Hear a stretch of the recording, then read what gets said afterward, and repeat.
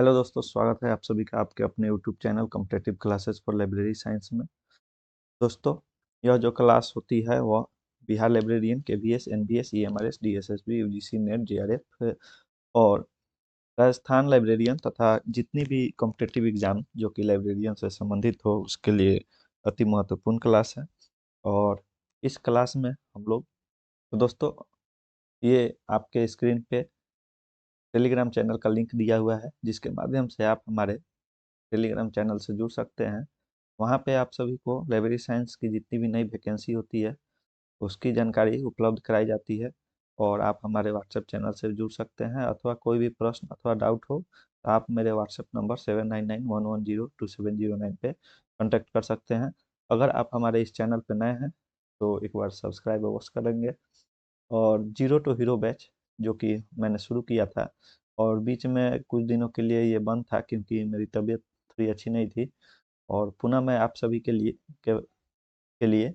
यह बैच लाया हूँ, जिसमें आज हम लोग पढ़ेंगे एएलए, जिसको हम लोग कहते हैं अमेरिकन लाइब्रेरी एसोसिएशन। फिर एलए, जिसे हम लोग लाइब्रेरी एसोसिएशन कहते हैं। एसएलए, जो स्पेशल लाइब्रेरी एसोसिएशन है। और एसलिब एवं यूजीसी तथा एफआईडी के बारे में इस एक क्लास में हम लोग इतने टॉपिक्स को कवर करने जा रहे हैं। तो दोस्तों, आप सभी से आग्रह है कि कॉपी कलम लेकर बैठे और नोट्स तैयार करें, जिससे आपकी तैयारी जो है और भी अच्छी होगी। तो ज़्यादा समय नहीं लेते हुए हम लोग क्लास शुरू करते हैं। तो सबसे पहले हम लोग एएलए के बारे में पढ़ेंगे। एएलए में जिसकी फुल फॉर्म होती है अमेरिकन लाइब्रेरी एसोसिएशन। एएलए की जो फुल फॉर्म होती है, जैसा कि आप यहाँ देख सकते हैं, एएलए का फुल फॉर्म जो होता है वह होता है अमेरिकन लाइब्रेरी एसोसिएशन।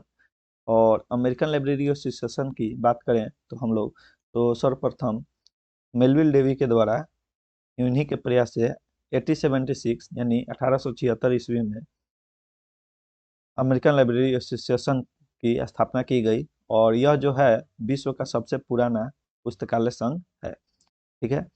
एएलए की और भी बातें हम लोग करें तो इसकी मुख्यालय की बात करेंगे तो इसकी जो मुख्यालय है वह शिकागो में है, थी जब इसकी स्थापना की गई थी। तो अमेरिकन लाइब्रेरी एसोसिएशन की अगर आप सभी से मुख्यालय की बात की जाए, पूछ ली जाए, तो वह जो है वह शिकागो में स्थित है।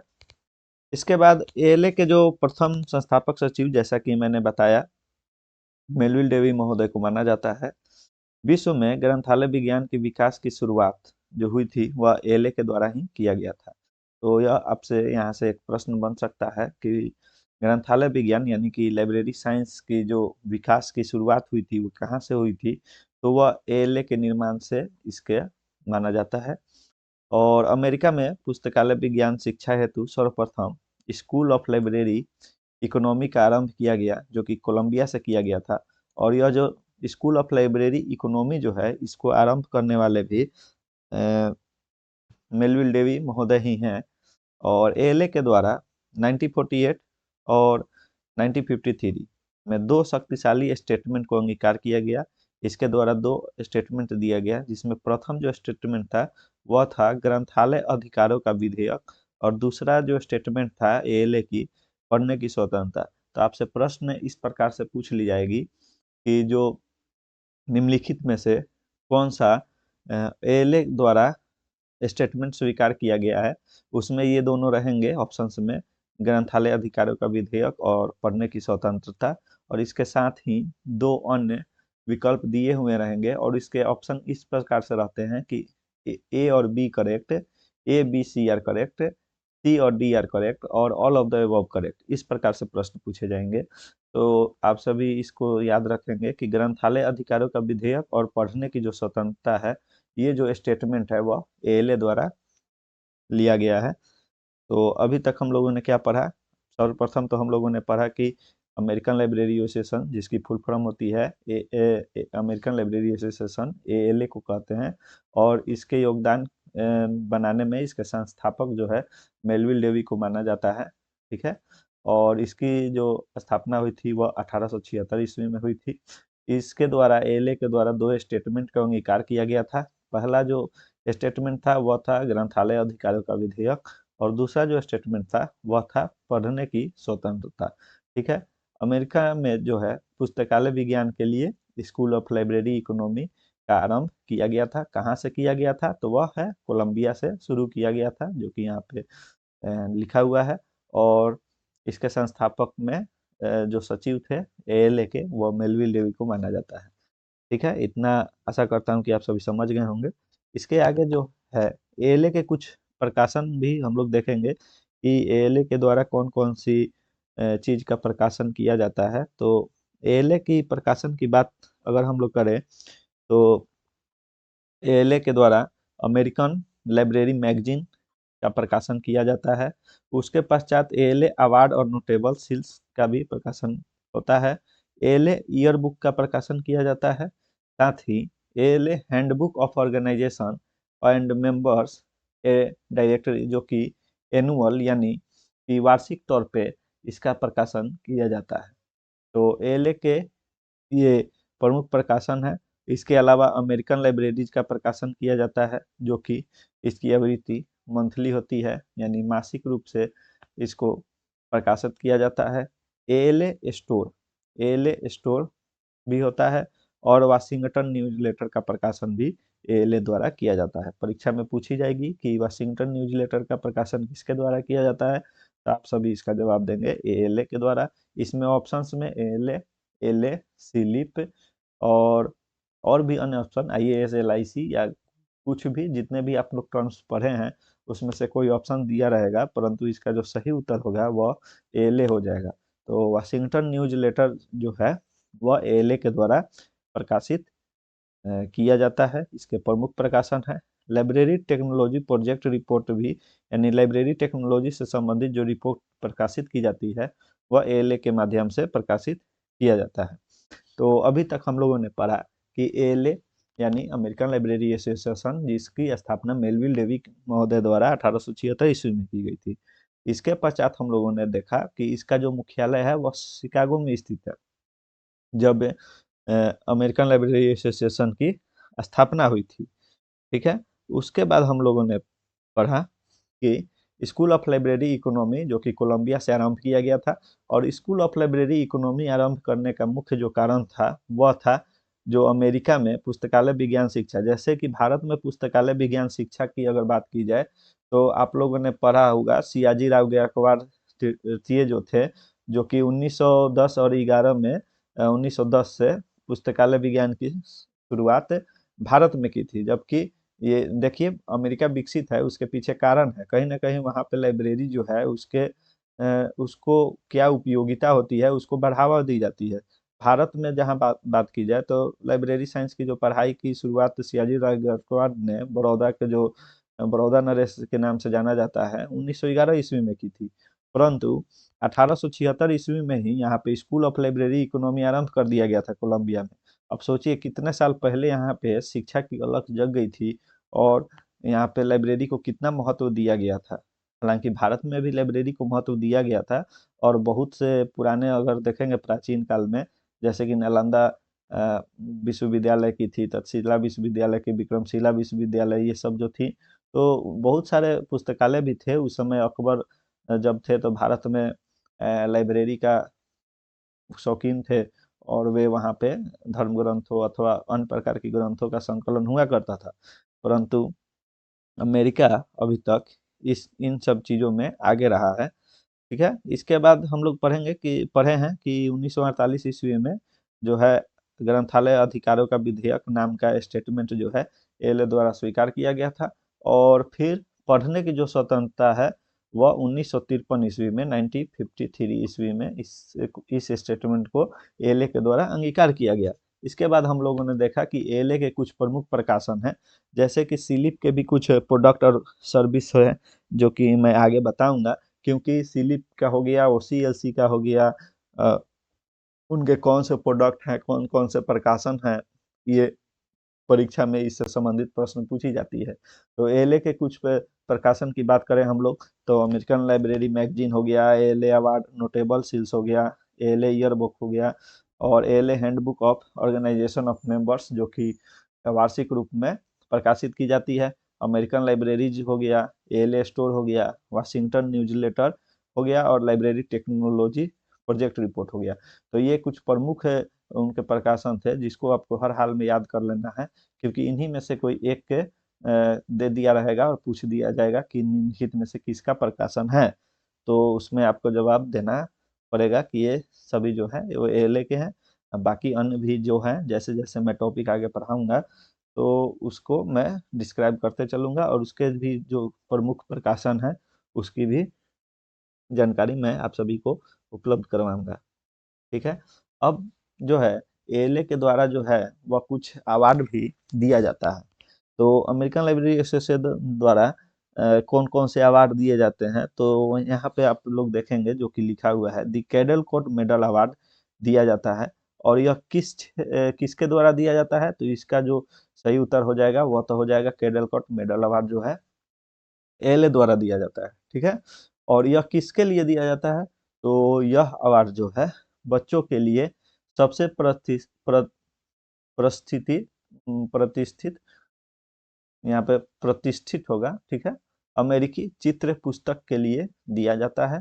यह award association for library service to children ALA के एक प्रभाग द्वारा प्रतिवर्ष प्रदान किया जाता है। यह जो अवार्ड है association for library service to children, ठीक है, इसके एएलए का एक प्रभाग है, वह जो association for library service to children जो है ना, वह एएलए का ही एक प्रभाग है और इसी के द्वारा दी कैडलकॉट मेडल अवार्ड दिया जाता है। ठीक है। और किस के लिए दिया जाता है, तो जो प्रतिष्ठित अमेरिकन चित्र पुस्तक के लिए इसको दिया जाता है। फिर दूसरा जो पुरस्कार है उसका नाम है the children literature legacy award. Second जो अवार्ड है वह है the children's literature legacy award. और यह जो अवार्ड है वह बच्चों के साहित्य में पुस्तकों के माध्यम से महत्वपूर्ण और अस्थायी योगदान के लिए प्रदान किया जाता है।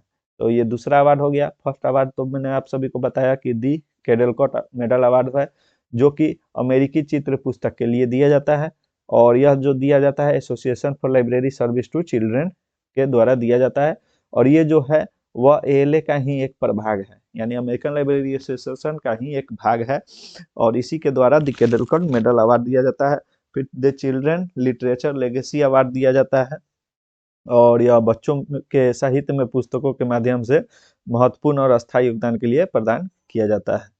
तो इन चीज़ों को भी जो यहाँ पे लिखा हुआ है आप सभी याद रखेंगे, क्योंकि आने वाले परीक्षाओं में पूछी जाएगी कि the children's literature legacy award किसके लिए दिया जाता है अथवा किस संगठन द्वारा दिया जाता है। ऑप्शन रहेंगे एएलए, एलए और आगे आईएएस एलआईसी हो जाएगा या जानेट हो जाएगा, कुछ भी ऑप्शंस दिया जा सकता है आपको। तो इसका जो सही उत्तर होगा एएलए हो जाएगा।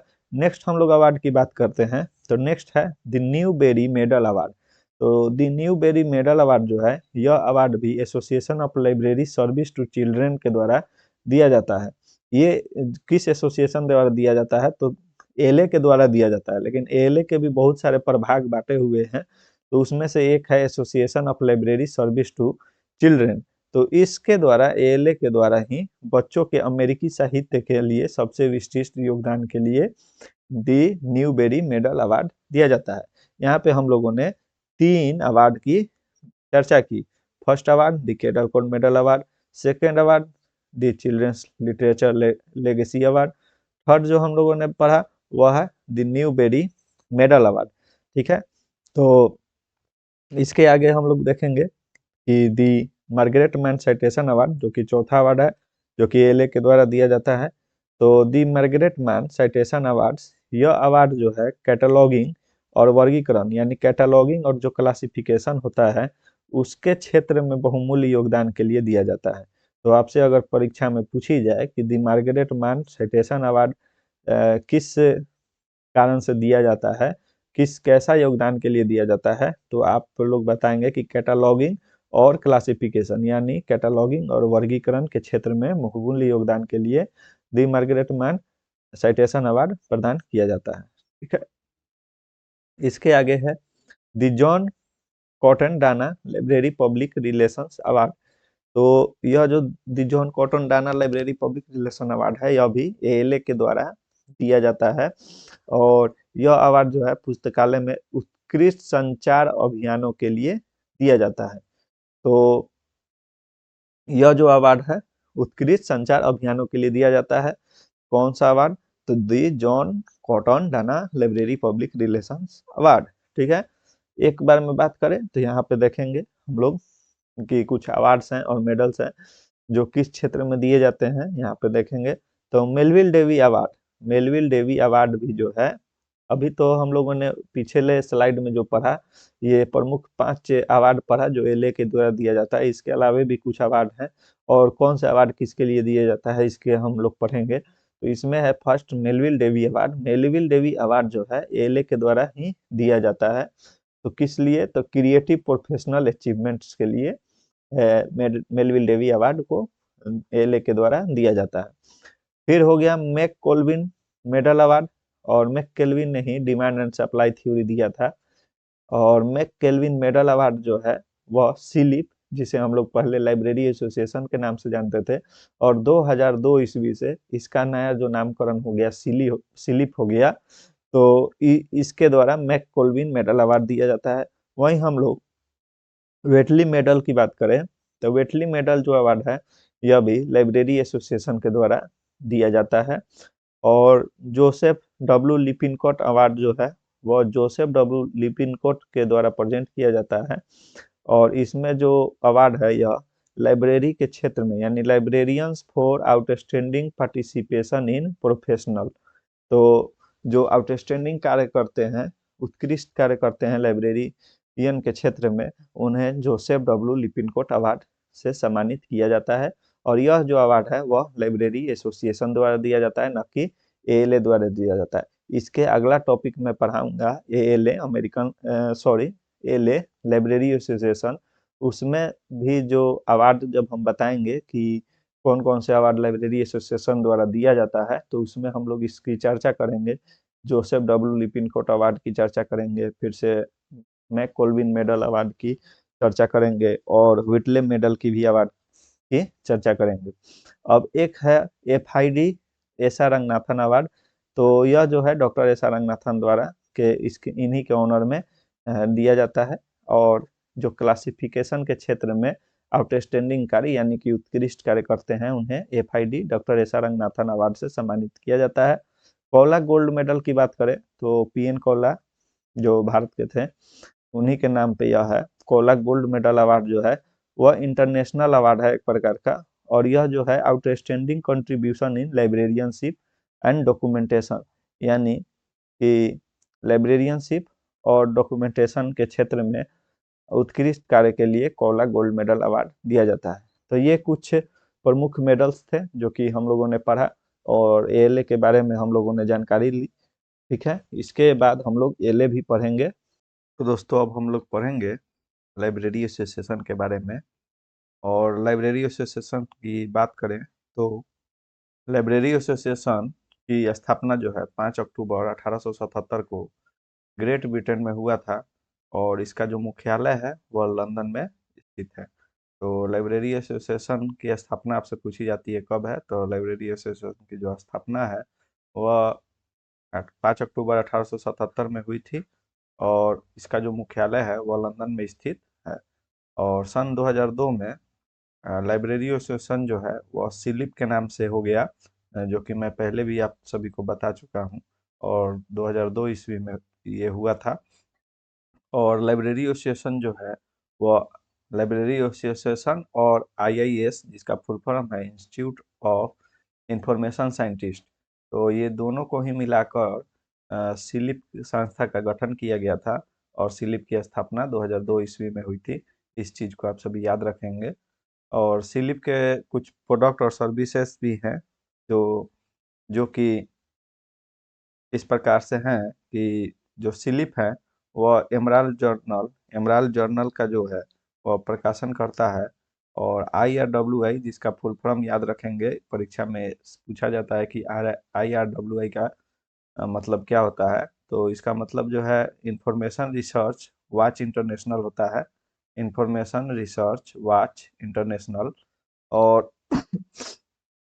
सिलिप के द्वारा ही लीजा का भी लीजा जो है जिसका फुल फॉर्म है लाइब्रेरियन इंफॉर्मेशन साइंस एब्स्ट्रैक्ट, वह सिलिप के ही प्रमुख प्रोडक्ट के अंतर्गत आता है। और लिस्टा, प्रोक्वेस्ट तथा फेसेट पब्लिशिंग और जोलिस जिसको हम लोग कहते हैं journal of library and information science, तो ये कुछ है सिलिप के, जो कि 2002 में इसका नाम लाइब्रेरी एसोसिएशन का ही नाम 2002 ईस्वी में सिलिप पड़ा था। तो इसी का जो है JOLIS journal of library and information science जो है इसी का एक प्रोडक्ट है। और ये सभी इसके कुछ प्रमुख प्रोडक्ट हैं। अब हम लोग उसके सिलिप के द्वारा दिए गए कुछ मेडल्स के बारे में भी जानेंगे, जो कि है सिलिप के द्वारा जो है वह Carnegie and cat Greenway medal दिया जाता है, प्रदान किया जाता है। और यह जो अवार्ड है वह देश के सबसे पुराने और सबसे ज़्यादा पसंद किए जाने वाले बच्चों के बुक के लिए यह अवार्ड दिया जाता है, जो लेखन और चित्रण के माध्यम से पठन अनुभव प्रदान करते हैं। तो इस चीज़ को भी आप लोग ध्यान में रखेंगे कि दी slip Carnegie and cat Greenway जो मेडल है वह लाइब्रेरी एसोसिएशन अथवा सिलिप दोनों में से कोई भी अगर ऑप्शन में मिले तो इन्हीं के द्वारा ये जो है मेडल्स प्रदान किया जाता है। लीजा की बात करें तो लीजा की शुरुआत 1969 ईस्वी में हुई थी और इसकी जो फुल फॉर्म होती है वह होती है library and information science abstract. और लाइब्रेरी एसोसिएशन द्वारा 1950 से ही मतलब लाइब्रेरी साइंस एब्स्ट्रैक्ट का प्रकाशन शुरू किया गया था। सर्वप्रथम लाइब्रेरी LSA दिया रहेगा शॉर्ट फॉर्म में, जो कि लाइब्रेरी साइंस एब्स्ट्रैक्ट है। वह लाइब्रेरी एसोसिएशन द्वारा 1950 ईस्वी से इसका प्रकाशन किया जाता है। बाद में लाइब्रेरी इंफॉर्मेशन साइंस एब्स्ट्रैक्ट, इसी में जो है इंफॉर्मेशन शब्द जोड़ा गया और library information science abstract Lisa की जो शुरुआत हुई वह 1969 ईस्वी से इसकी शुरुआत हुई। इस चीज़ को आप लोग याद रखेंगे। और लीजा का जो प्रकाशन है वह बाउकर और सौर द्वारा किया जाता है 1991 ईस्वी से। ठीक है, इसके पहले लीजा का प्रकाशन जो है प्रोक्वेस्ट द्वारा किया जाता था। इस चीज को भी आप सभी याद रखेंगे। प्रोक्वेस्ट जो है वो प्रकाशन कंपनी है और 1991 ईस्वी से बाउकर सौर द्वारा लीजा का जो है वह प्रकाशन किया जा रहा है। ठीक है, और अब हम लोग एस्लिप के बारे में पढ़ेंगे। और एस्लिप का जो फुल फॉर्म होता है वह होता है एसोसिएशन ऑफ इंफॉर्मेशन मैनेजमेंट। ठीक है, और एस्लिप की जो स्थापना हुई थी वह 1924 ईस्वी में यूके में किया गया था। और इसको वर्तमान में जो है हम लोग जो एस्लिप है association of special libraries and information bureaux के नाम से जानते थे। और वर्तमान में अगर पूछी जाए तो वर्तमान में जो है इसको हम लोग एस्लिप को एसोसिएशन फॉर इंफॉर्मेशन मैनेजमेंट के नाम से जानते हैं। एसोसिएशन ऑफ इंफॉर्मेशन मैनेजमेंट, जो कि ऊपर लिखा भी हुआ है। तो इस चीज को ध्यान में आप सभी रखेंगे कि वर्तमान में हम लोग एस्लिप को एसोसिएशन ऑफ इंफॉर्मेशन मैनेजमेंट के नाम से जानते हैं, जबकि पहले एस्लिप जो था उसका फुल फॉर्म था association of special libraries and information bureaus. तो अभी भी प्रश्न जो एस्लिप का फुल फॉर्म पूछा जाता है तो इस ऑप्शन को दिया हुआ रहता है। तो ये जब अनअवेलेबल हो तो यही इस प्रश्न का सही उत्तर होगा। लेकिन परंतु जब एसोसिएशन ऑफ इंफॉर्मेशन मैनेजमेंट लिखा हुआ आपको ऑप्शन में मिलेगा और एस्लिप का फुल फॉर्म पूछा जाएगा कि एस्लिप को किस नाम से जाना जाता है, तो आप इसी में टिक करेंगे एसोसिएशन ऑफ इंफॉर्मेशन मैनेजमेंट। ठीक है, एस्लिप जो है वह एक स्पेशल इंटरेस्ट ग्रुप होता है। इसकी विशेषता यह है कि यह छोटे और मझौले जो उद्यम होते हैं उसके लिए उसके लिए किसी भी मुद्दे पर या समस्या पर समस्या पर सूचना प्रबंधन की मदद और सलाह देने का कार्य करता है। तो एस्लिप जो है वह एक प्रकार का स्पेशल इंटरेस्ट ग्रुप होता है और इसकी जो विशेषता होती है कि जो छोटे और मझौले उद्यम है उसके मुद्दे पर समस्या पर सूचना प्रबंधन का मतलब मदद और सलाह देने का कार्य ये करता है। एस्लिप जो है वह अपने प्रोडक्ट को एमराल्ड और यूरोपा पब्लिकेशन के द्वारा प्रकाशित करता है। तो इस तथ्य को भी आप लोग याद रखेंगे कि एस्लिप का भी प्रोडक्ट होता है। इसके पहले मैंने जैसे कि बताया कि लाइब्रेरी एसोसिएशन का भी बताया हूँ, और अमेरिकन लाइब्रेरी एसोसिएशन का ही प्रोडक्ट और जितने सर्विसेज प्रोवाइड की जाती है या जो भी मॉडल प्रदान किए जाते हैं उस चीज़ों को मैंने पढ़ाया है। और एस्लिप जो है वह अपने प्रोडक्ट को एमराल्ड और यूरोपा पब्लिकेशन के द्वारा प्रकाशित करता है। इस चीज़ को भी आप सभी याद रखेंगे।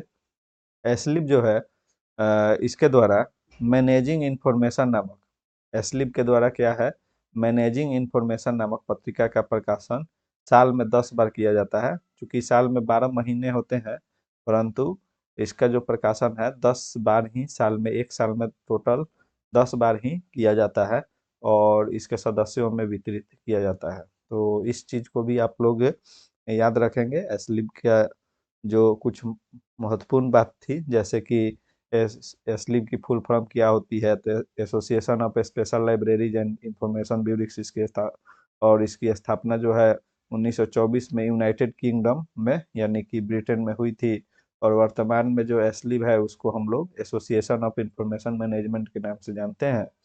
और एस्लिप क्या होता है, तो एस्लिप एक प्रकार का स्पेशल स्पेशल इंटरेस्ट ग्रुप होता है, समूह होता है, जो कि छोटे और मझोले जो उद्यमी होते हैं उनको सूचना प्रबंधन की द्वारा मदद और सलाह देने का कार्य किया जाता है अगर उनको कोई समस्या होती है तो। और एस्लिप के भी प्रोडक्ट जो होते हैं वो एमराल्ड और यूरोपा पब्लिकेशन के द्वारा प्रकाशित होते हैं। प्रश्न इस प्रकार से पूछे जा सकते हैं कि एस्लिप अपने प्रोडक्ट को किसके द्वारा प्रकाशित किया जाता है, तो एमराल्ड और यूरोपा पब्लिकेशन के द्वारा वो प्रकाशित करती है। और एस्लिप द्वारा जो है मैनेजिंग इंफॉर्मेशन नामक पत्रिका का प्रकाशन वर्ष में लगभग 10 बार किया जाता है और उसके सदस्यों के बीच वितरित किया जाता है। तो यह कुछ एस्लिप का प्रमुख बात थी जो कि मैंने आपको बताया। इसके बाद हम लोग एसएलए स्पेशल लाइब्रेरी एसोसिएशन के बारे में पढ़ेंगे। तो स्पेशल लाइब्रेरी एसोसिएशन के बारे में हम लोग पढ़ेंगे और सर्वप्रथम इसकी स्थापना की बात हम लोग करेंगे। तो स्पेशल लाइब्रेरी एसोसिएशन है, उसकी स्थापना जो है वह 1909 ईस्वी में हुई थी और यूएसए में हुआ था। और इसके जो स्थापना करने वाले थे वो थे जॉन कॉटन डाना, इन्हीं के द्वारा इसकी स्थापना की गई थी। और 1909 से लेकर 1911 तक एसएलए के पहले अध्यक्ष के रूप में कार्य किया है इन्होंने। तो एसएलए के पहले अध्यक्ष के रूप में किसने कार्य किया है, यह अगर आपसे पूछ लिया जाए तो जॉन कॉटन डाना जो थे, इनके द्वारा जो है स्पेशल लाइब्रेरी एसोसिएशन के पहले अध्यक्ष के रूप में कार्य किया गया है। इसके बाद बात हम लोग करें तो 1990 सॉरी 1909 यानी 1909 में जो स्थापित है पुस्तकालय संघ, तो इसमें कम से कम अभी वर्तमान में जो है 80 से ज़्यादा देश से इसका प्रतिनिधित्व करते हैं। यानी एसएलए में अभी लगभग 80 से ज़्यादा देश जुड़े हुए हैं और स्पेशल लाइब्रेरी एसोसिएशन का प्रतिनिधित्व करते हैं। स्पेशल लाइब्रेरी एसोसिएशन का अगर टैगलाइन आपसे पूछ लिया जाए परीक्षा में कि स्पेशल लाइब्रेरी एसोसिएशन का टैगलाइन क्या होता है, तो स्पेशल लाइब्रेरी एसोसिएशन का जो टैगलाइन होता है वह होता है कनेक्टिंग पीपुल एंड इंफॉर्मेशन। तो इसको, इस चीज़ को भी आप लोग ध्यान में रखेंगे। कनेक्टिंग पीपुल एंड इंफॉर्मेशन जो है वह स्पेशल लाइब्रेरी एसोसिएशन का टैगलाइन होता है। और एसएलए द्वारा जो है इंफॉर्मेशन आउटलुक, जो कि एक प्रकार का बाई मंथली यानी कि द्विमासिक जो है वो प्रोफेशनल और ट्रेड मैगजीन होती है। तो इंफॉर्मेशन आउटलुक अगर पूछा जाए कि किसके द्वारा प्रकाशित किया जाता है, तो वह एसएलए जो कि स्पेशल लाइब्रेरी एसोसिएशन है उसके द्वारा प्रकाशित किया जाता है। और यह इसकी आवृत्ति जो होती है वह द्विमासिक होती है। इस चीज़ को भी आप लोग याद रखेंगे कि इसकी जो आवृत्ति होती है, फ्रीक्वेंसी पूछी जाती है, तो वह द्विमासिक होती है। और इंफॉर्मेशन आउटलुक जो है वह स्पेशल लाइब्रेरी एसोसिएशन एसएलए का एक प्रकार का मैगजीन है। तो इस चीज़ को आप लोग याद रखेंगे। एसएलए के बारे में ये कुछ महत्वपूर्ण फैक्ट्स थी। और एक और तथ्य याद रखेंगे जो कि यहाँ लिखा हुआ है, साई टेस्ट और साई थ्री पे जो है वह एसएलए यानी स्पेशल लाइब्रेरी एसोसिएशन का प्रमुख उत्पाद है। तो इस चीज़ को भी याद रखेंगे। अब हम लोग देखेंगे कि एसएलए के द्वारा क्या क्या कुछ प्रदान किए जाने वाले जो प्रमुख उत्पाद हैं वो कौन कौन से हैं। तो अभी हम लोगों ने जॉन कॉटन डाना अवार्ड के बारे में बात की है कि यह जो है एसएलए के द्वारा दी जाती है। फिर एसएलए द्वारा जो है एसएलए हॉल ऑफ फेम नामक अवार्ड भी दिया जाता है। और एसएलए के ही द्वारा एसएलए राइजिंग स्टार अवार्ड दिया जाता है। और यह सब लाइब्रेरी साइंस के विभाग के रूप में, मतलब लाइब्रेरी साइंस से संबंधित अवार्ड है। और प्रेसिडेंशियल साइटेशन रोज एल वोलमेकर अवार्ड भी एसएलए के द्वारा दिया जाता है। तो आपसे पूछ लिया जाएगा अगर परीक्षा में कि एसएलए हॉल ऑफ फेम या एसएलए राइजिंग अवार्ड, तो तो आप एसएलए देखकर इस प्रश्न का सही जवाब कर देंगे। परंतु ये प्रश्न नहीं पूछकर आपसे पूछी जाएगी जॉन कॉटन डाना अवार्ड किस संस्था द्वारा दिया जाता है, तो वह स्पेशल लाइब्रेरी एसोसिएशन, जिसे हम लोग एसएलए कहते हैं, इसके द्वारा दिया जाता है। और प्रेसिडेंशियल साइटेशन रोज एल वोलमेकर अवार्ड भी जो है वह एसएलए के द्वारा प्रदान किया जाता है। तो इन तथ्यों को आप सभी याद रखेंगे। अगला हम लोग देखेंगे यूजीसी, जो कि यूजीसी के बारे में हम लोग पढ़ेंगे। तो यूजीसी की बात करें तो यूजीसी एक प्रकार की स्वायत्त संस्था होती है और यह जो है मानव संसाधन मंत्रालय के अंतर्गत कार्य करती है। तो इस चीज़ को याद रखेंगे कि यूजीसी क्या होती है, एक प्रकार का ऑटोनोमस बॉडी होती है जिसे हम लोग स्वायत्त संस्था कहते हैं। और यह मानव संसाधन मंत्रालय के अंतर्गत कार्यरत है और इसकी मुख्यालय जो है नई दिल्ली में स्थित है। यूजीसी के गठन की बात करें तो यूजीसी का जो गठन हुआ था उसमें ट्रिपल आरएलएफ की भी अहम भूमिका रही है। इस चीज़ को याद रखेंगे। अच्छा, उसकी जो है यूनिवर्सिटी ग्रांट कमीशन की आखिरकार कैसे, मतलब इसका कैसी इसकी नींव रखी गई। तो सर्वप्रथम जो है 1948 ईस्वी में जो है डॉक्टर एस राधा कृष्णन जो थे, इनकी अध्यक्षता में एक एजुकेशन कमिटी का गठन किया गया था।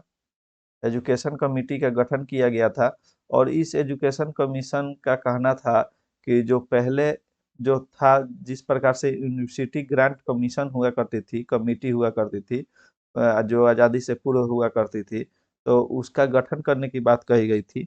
और 1948 के बाद जो है कि इसके गठन के बाद ही जो यूनिवर्सिटी ग्रांट कमीशन की जो गठन हुई, तो इसकी बात जो है राधा कृष्णन की अध्यक्षता में जो एजुकेशन कमीशन बना था उसके द्वारा कही गई। और इसकी गठन हो जो है वह 28 दिसंबर, यूजीसी के गठन के बात की जाए तो 28 दिसंबर 1953 ईस्वी को इसका गठन हो गया। और इस समय जो तत्कालीन उस समय शिक्षा मंत्री की बात करें कि आखिरकार यूजीसी का जब गठन हुआ तो शिक्षा मंत्री जी कौन थे, तो शिक्षा मंत्री उस समय अबुल कलाम आजाद थे। ये एपीजे अब्दुल कलाम से आप लोग कंपेयर नहीं कर लीजिएगा, वो दूसरे, वो तो मिसाइल मैन थे। ये उस समय जो थे शिक्षा मंत्री थे मौलाना अबुल कलाम आजाद थे। मौलाना अबुल कलाम आजाद थे। ठीक है, तो इस चीज को याद रखेंगे। तो इन्हीं के नेतृत्व में इनकी भी बहुत ही महत्वपूर्ण भूमिका रही है यूजीसी का गठन करने में।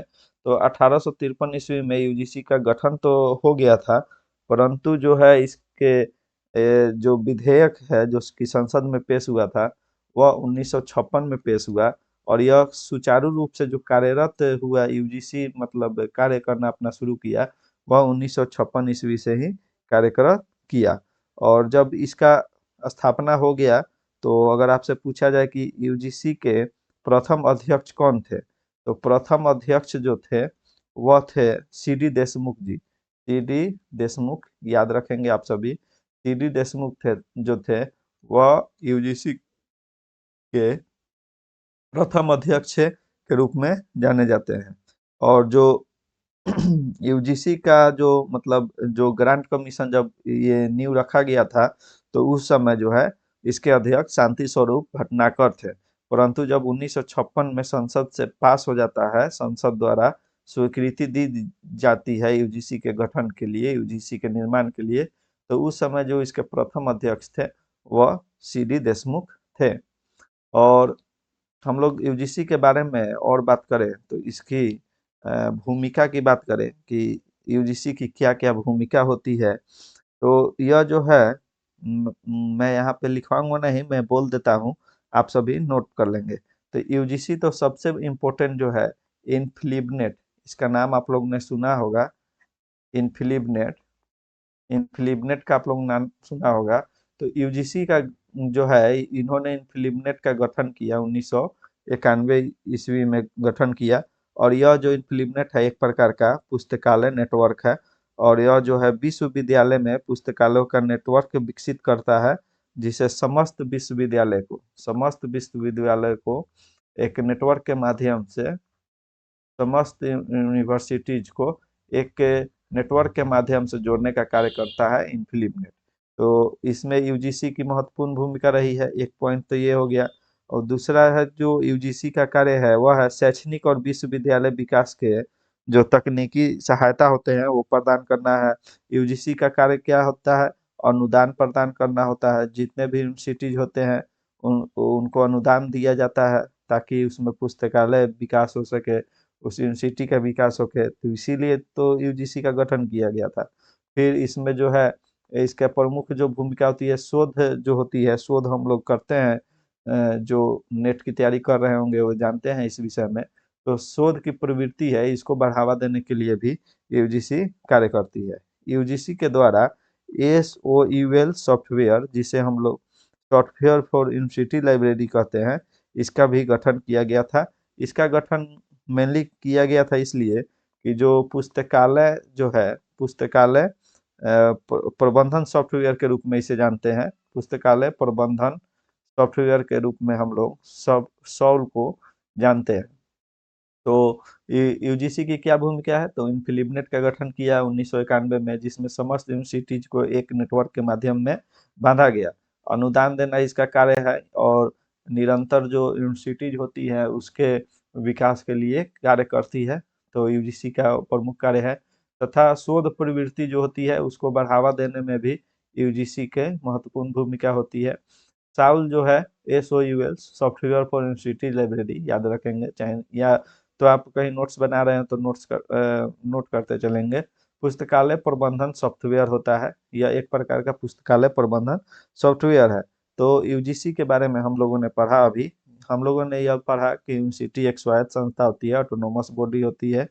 इसकी मुख्यालय नई दिल्ली में है और मानव संसाधन मंत्रालय के अंतर्गत कार्य करती है। 1948 ईस्वी में जो है राधा कृष्णन की अध्यक्षता में यूनिवर्सिटी एजुकेशन कमीशन की नींव रखी गई थी।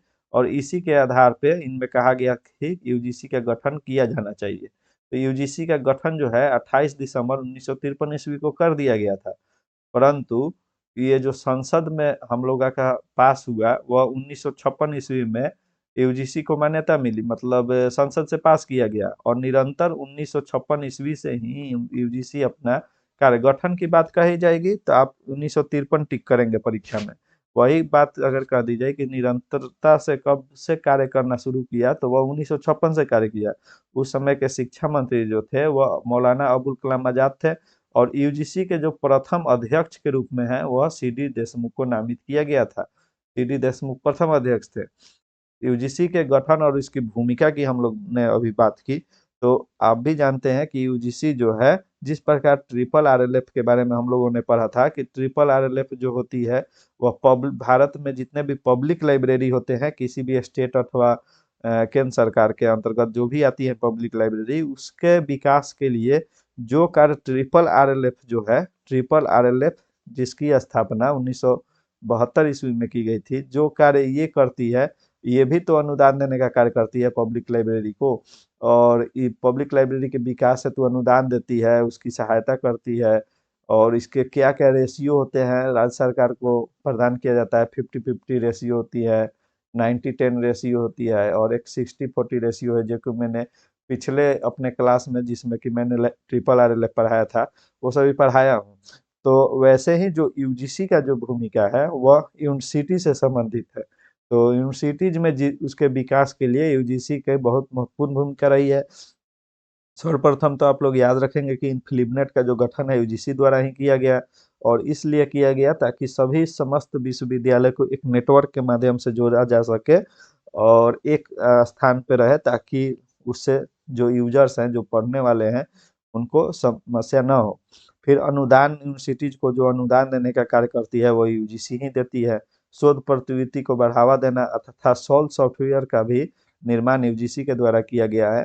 और इसका जो ये जो सॉफ्टवेयर है वह एक प्रकार का पुस्तकालय प्रबंधन सॉफ्टवेयर है, यानी कि वह जो है पुस्तका जितने भी यूनिवर्सिटीज है उसके लाइब्रेरीज के प्रबंधन के कार्य ये देखती है। तो यूजीसी के ये कुछ प्रमुख बातें थी जो कि मैंने अभी बताया। अब हम लोग एफआईडी के बारे में पढ़ेंगे। तो एफआईडी की बात करें तो इसका तो सर्वप्रथम आप सभी फुल फॉर्म याद रखेंगे। एफआईडी का फुल फॉर्म होता है international federation for information and documentation. एफआईडी की बात करें तो इसका फुल फॉर्म हो गया international federation for information and documentation. और एफआईडी की स्थापना की बात करें तो एफआईडी की जो स्थापना हुई थी वह 12 सितंबर 1895 ईस्वी को हुई थी। और यह जो है ब्रुसेल्स में हुई थी, जो कि बेल्जियम में स्थित है। बेल्जियम में ब्रुसेल्स स्थित है।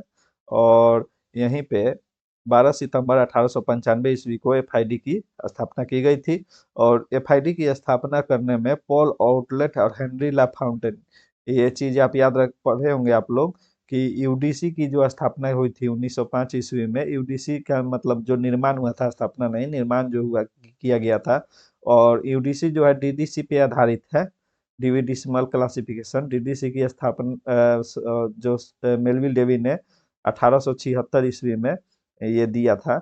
और इसी के आधार पर यूडीसी मतलब मेलविल डेवी से परमिशन लेके ही इसको रूपांतरण मतलब किया था, कुछ संशोधन करके यूडीसी का निर्माण किया था 1905 ईस्वी में। तो पॉल आउटलेट और हेनरी ला फाउंटेन ने यूडीसी का भी निर्माण किया। और एफआईडी की भूमिका इसमें बहुत बड़ी रही है यूडीसी के निर्माण में, क्योंकि तो ये चीज याद रखेंगे कि एफआईडी की स्थापना 12 सितंबर 1895 में हुई थी। और इस ये जो ब्रुसेल्स में हुई थी, और पॉल आउटलेट एवं हेनरी ला फाउंटेन द्वारा इंटरनेशनल इंस्टीट्यूट ऑफ बिब्लियोग्राफी के नाम से एफआईडी का जो नाम शुरू शुरू में रखा गया था, इंटरनेशनल इंस्टीट्यूट ऑफ बिब्लियोग्राफी, इसी के नाम से एफआईडी की स्थापना किया गया था। तो एफआईडी की स्थापना अगर पूछी जाए कि सर्वप्रथम किस नाम से किया गया था, तो आप सभी क्या बताएंगे?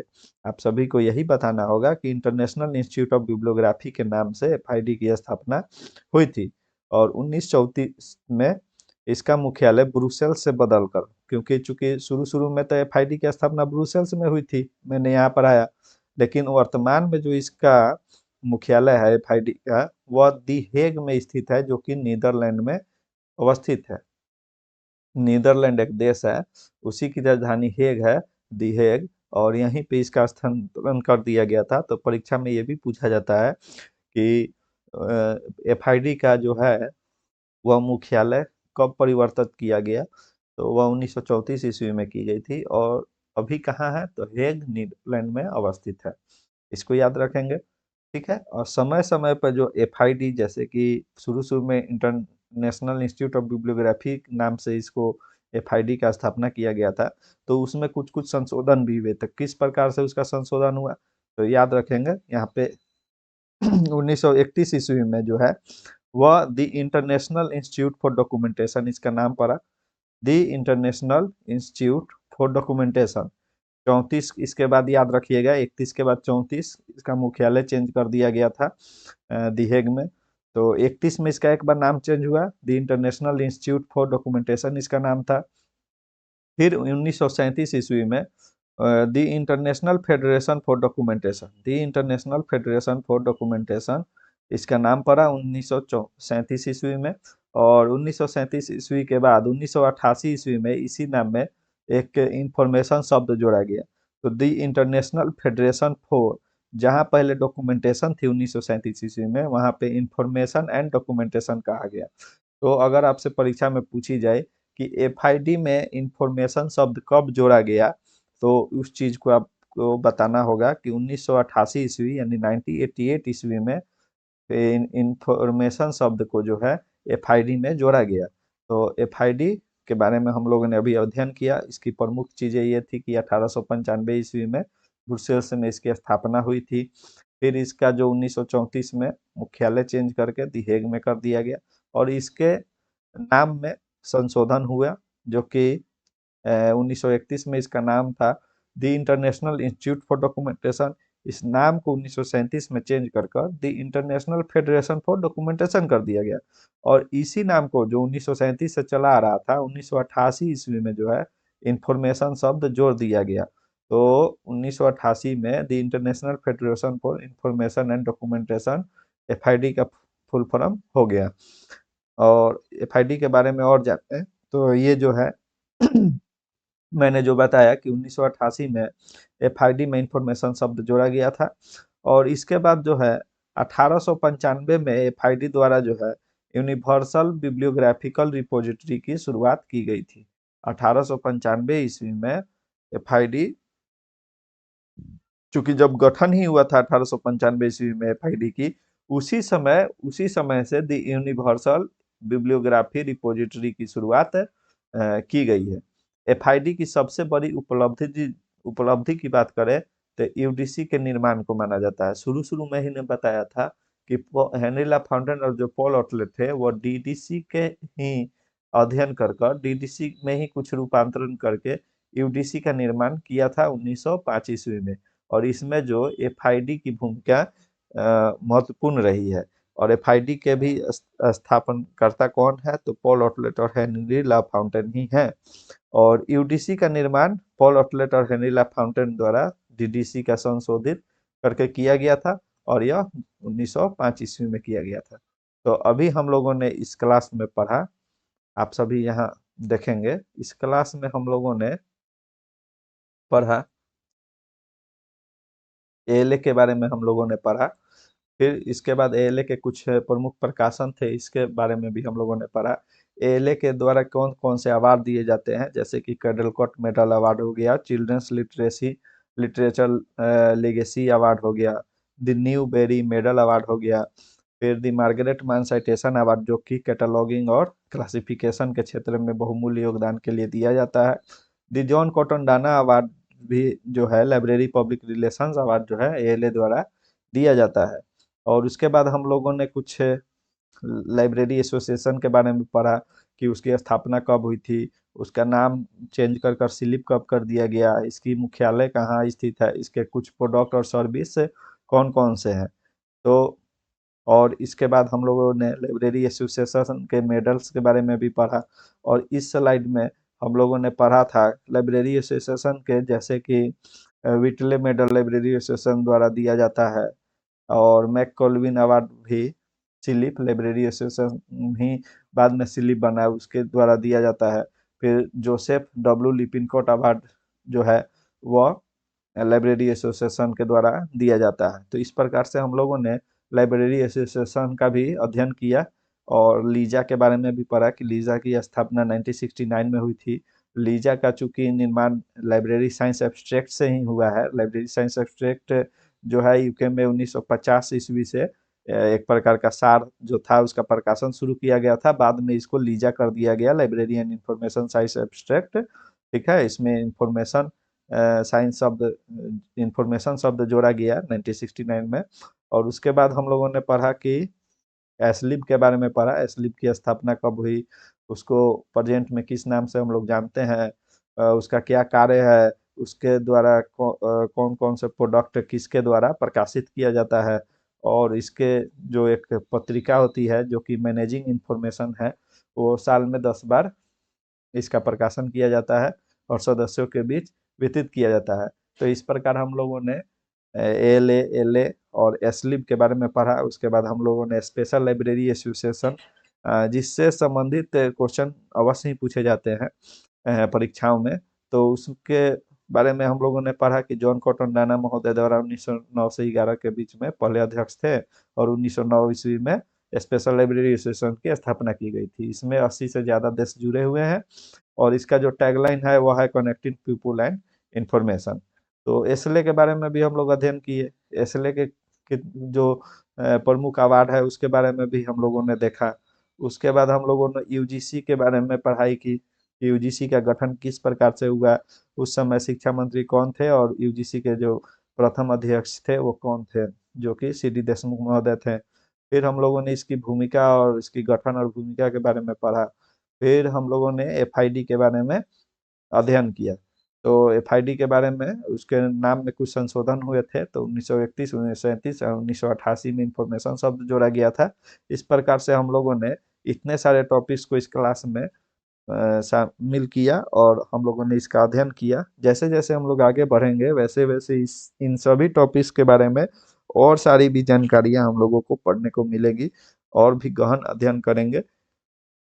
तो अब हम लोग थोड़ा सा देख लेते हैं बीएसओ के बारे में, जो कि इसका फुल फॉर्म होता है ब्रॉड सिस्टम ऑफ ऑर्डरिंग।